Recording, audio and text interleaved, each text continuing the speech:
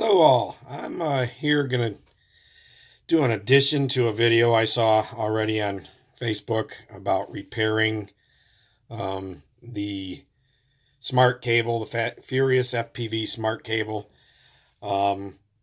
I have had two of these.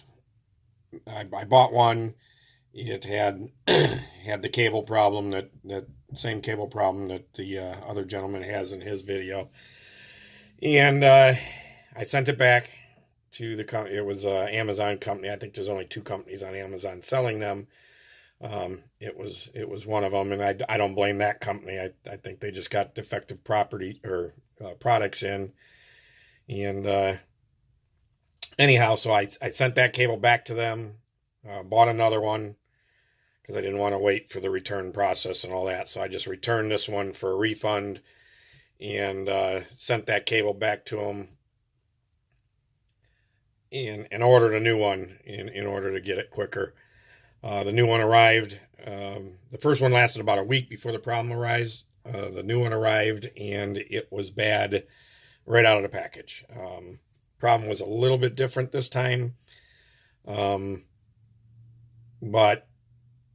it's the same problem. It's defective or bad cable or manufacturing process on Furious's behalf. But this one, the cable is bad going into the smaller switch at the end of the smart cable towards the goggle area.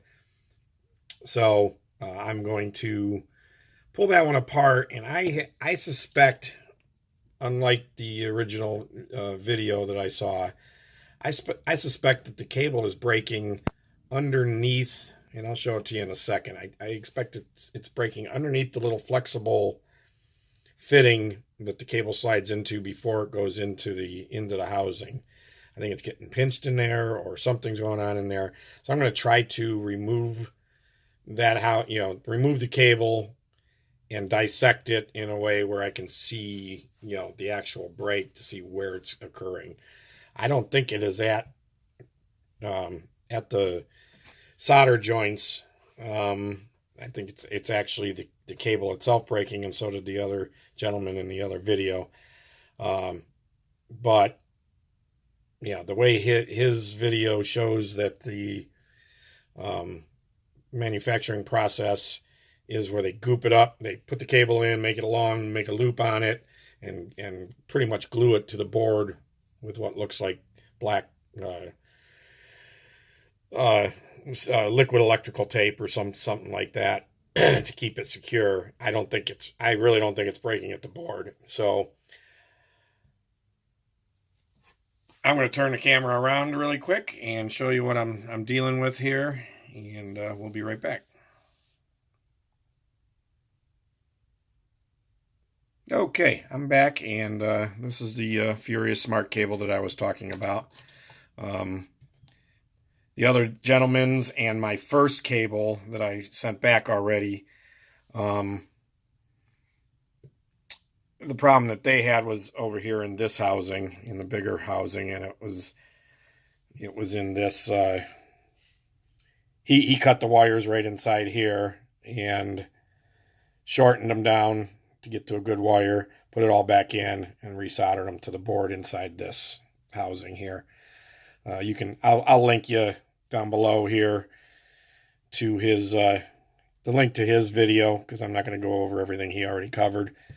I'm just going to move along to this side. The break in this new cable I got is when I wiggled this part of the cable right here is when the power it allows the power to go in through my goggles, or it breaks the connection, one of the two.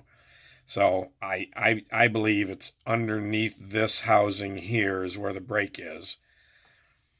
And like I said, I'm just going to take it apart and repair it like he did his.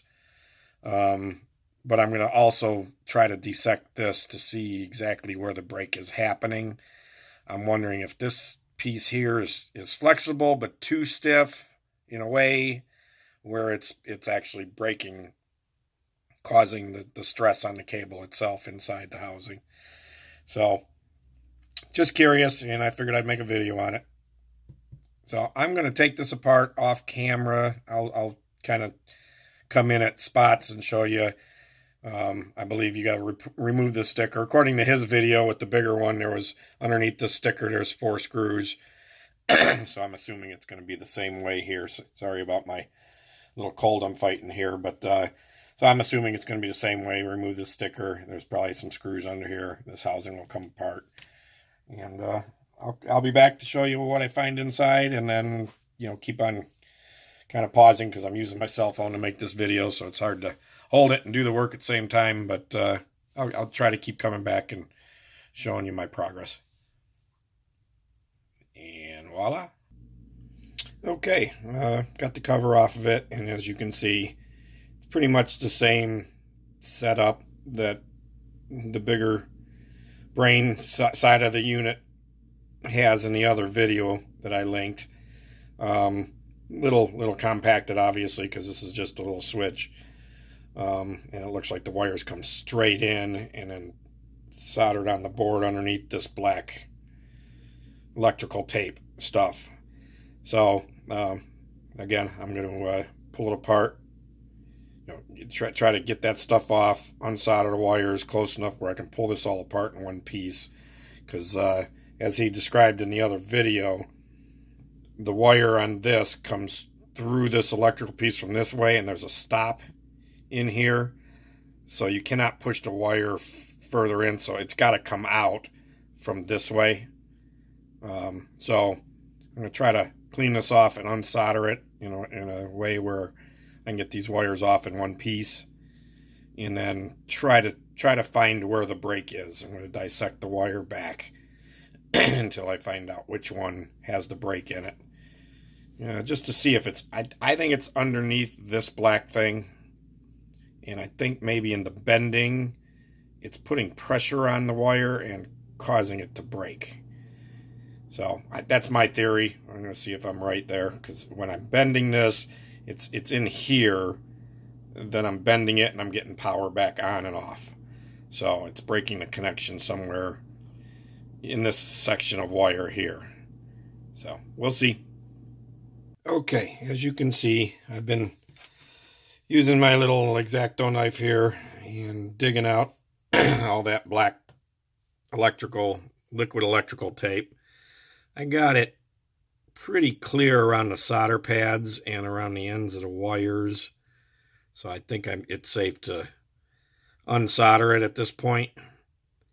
I don't see any breaks in the wire right there at the solder connection.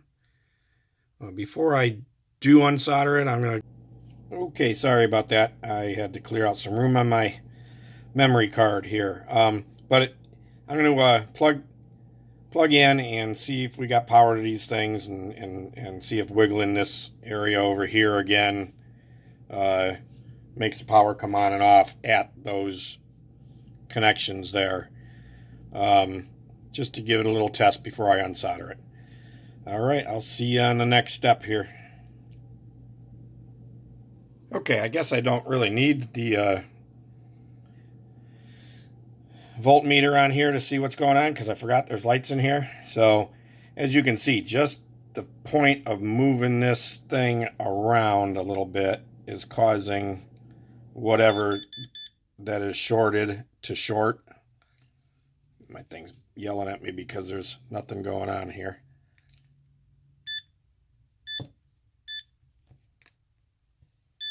It wants to shut off because there's no voltage being called for. Let me get it back on again.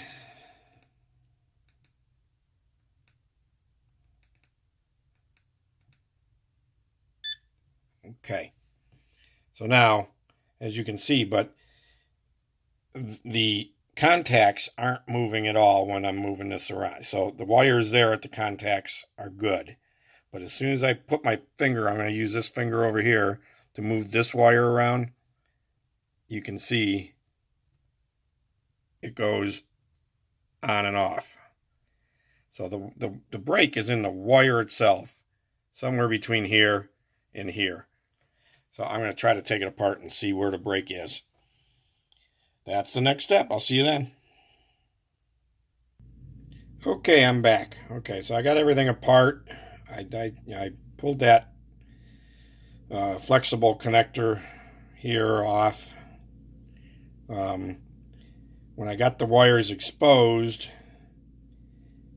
it turns out, bear with me here, I'm trying to do this with, that's how it was. I tugged on all the wires separately just a little bit, and I could see clearly where the break it was in the, in the negative. The break was in the negative power lead. And you can actually see on the positive, see that bend in it, that real sharp bend at the same point that the negative broke. So there is trauma to the positive at that same point also.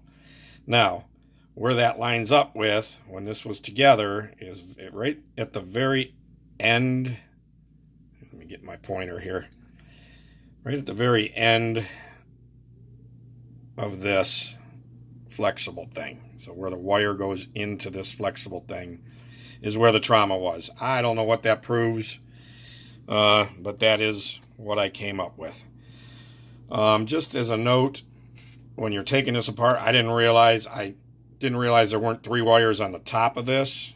So when I scraped and cleaned, I saw only 2 contact pads. I assumed that only 2 wires were coming from the box at the bottom, but there were actually 3. On the other side, there was another contact point. So you have to actually remove these screws in the board, pull the board out, flip it over, and unsolder the other line. And that is the positive. So that's the positive. And on this side, you can see where it says ground. That's the black wire. And the other one, when I was trying to unsolder this, before I realized that, I jumped these 2 together. I'll take care of that when I unsolder these old wires off of here. I will separate those pads again. But I just want to let you know, don't do what I did and just try to pull it apart and not realizing there was another wire on the back side here. So there you have it. I don't know if this video helps anybody else out. Again, this is to fix the FuriousFPV SmartCable. A lot of times the break is inside this housing, or actually in the cable right here, probably in the same spot. I think this cable is so soft that it's very easily, it takes trauma or damage very easily where it goes into this harder plastic, this supposedly flexible thing. It's a lot less flexible than the wire, but more flexible than this hard case. So anyhow, I don't know what the fix is. Maybe put a softer, flexible thing on there. I really don't know. Or better wire. Now this does look like silicone, silicone cased wire, but for some reason it's getting trauma at those connections there. So hopefully that helps somebody else out. And I will link the other gentleman's video in the comments on mine, so you can see what it looks like inside this other box here. So leave a comment if you have any questions. And I know this isn't a very professional video job, but it's what I could do with what I had. So there you go.